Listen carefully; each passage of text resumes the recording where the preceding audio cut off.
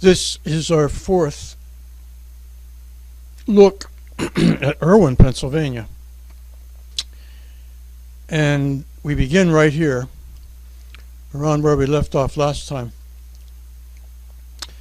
Looking at the town, what I can tell you, it's sometime between 1873 and 1903. And I can't tell you exactly what year it is, but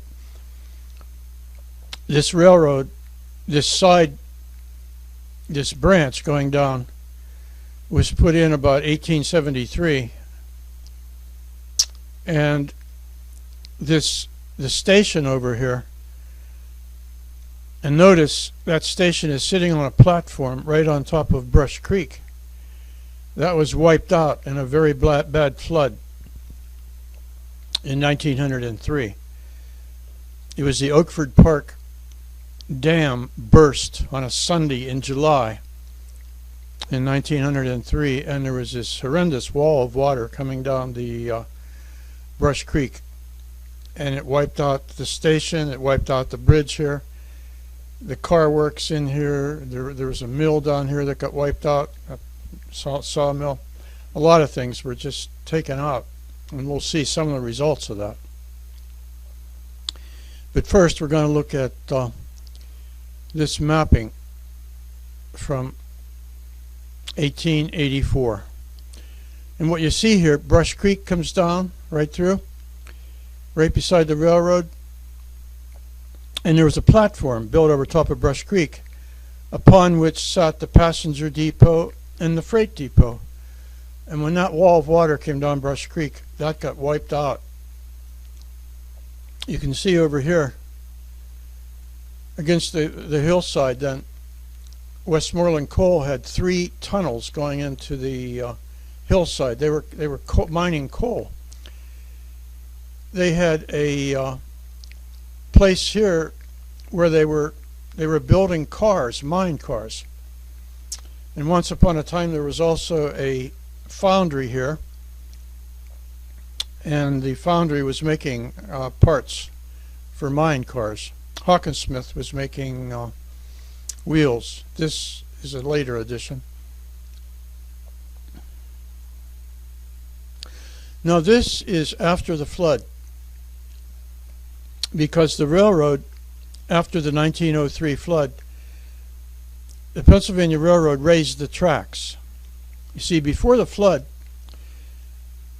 this is Brush Creek down here, and before the flood, all the main line was right down at this level, and the flood wiped all that out, and so the railroad decided to build things in a way that would make it a lot harder for a flood to do anything to their tracks.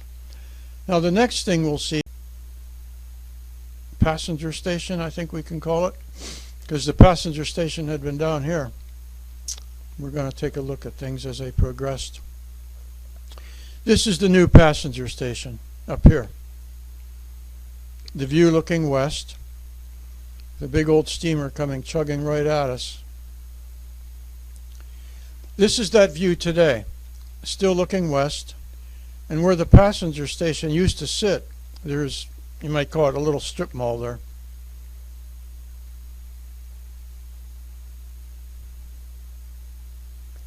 This is the view down on the ground. Present tense. This is Brush Creek running through. This is the elevated track that had been put in after the 1903 flood. Now this takes us back to the antediluvian situation before the flood, 1890. It is not the kind of picture I like to present because it somewhat lacks clarity. It's a bit confused. So what I did is I took it into 2 parts and somewhat clarified things somewhat. See, this is Main Street coming down. Here is the railroad coming through right down here. This is the station that was there before the flood. This here is a kind of a metal bridge work that had been put in to come across the tracks. This down here was Westmoreland Coal's outfit where they were making mine cars.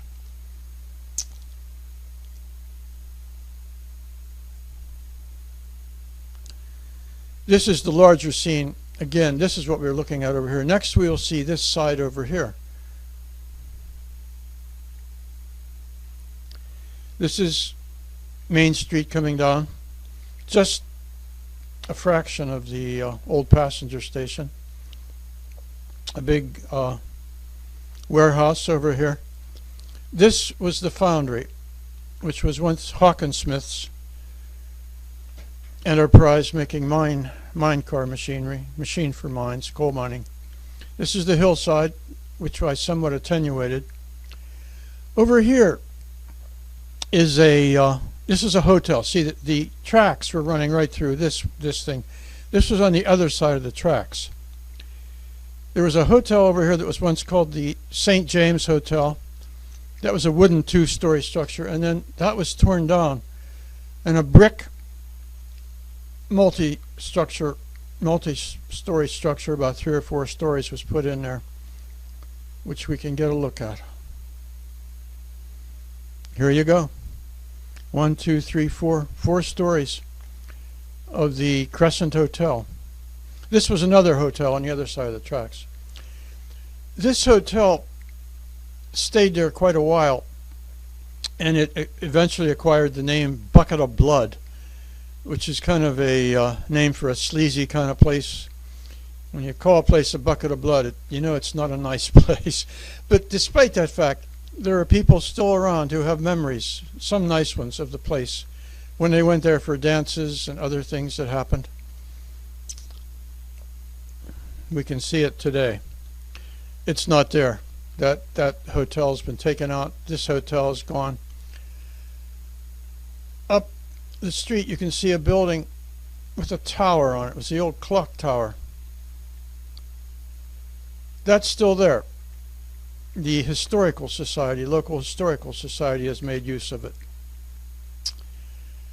And we're getting close to the end,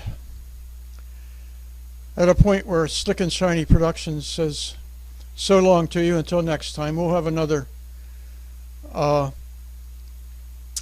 production on Irwin when we will again be stumbling our way through a maze of digital nonsense. These things are done digitally, and we do the best we can with them. And if you need the Slick and Shiny kind of production, you're probably going to have to go elsewhere, because you can see we call ourselves Slick and Shiny in tongue-in-cheek mode. We're definitely anything but slick and shiny. We try to focus on content. And I think that should be enough for right now, and we'll say bye.